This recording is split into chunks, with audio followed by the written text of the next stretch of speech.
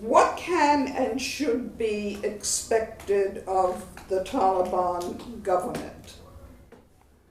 Not to allow any international terrorist organization, any organization that is targeting innocent people to function in Afghanistan.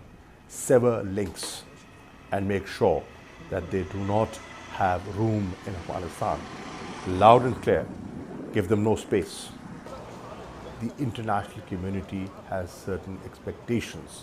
Pakistan has certain expectations, and if they live up to those expectations, they would make it easier for themselves. They will get acceptability, which is required for recognition. You know, they have to be acceptable, and they can only be acceptable if they conduct themselves in a way which is acceptable to the international community. At the same time, the international community has to realize what's the alternative, what are the options.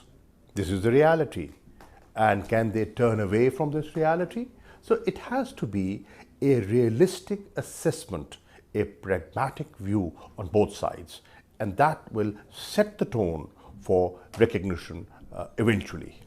The international community is saying, let people work, let women work, let schools reopen.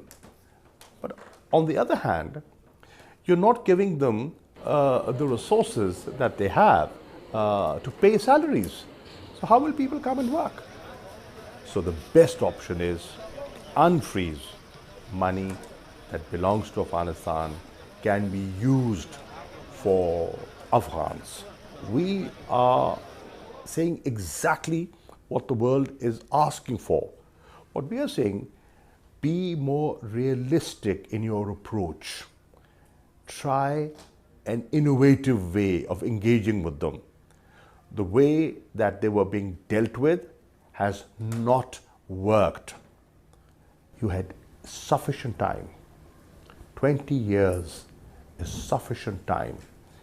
If you could not convince them or eliminate them in 2 decades, how will you do it in the next 2 months or the next 2 years?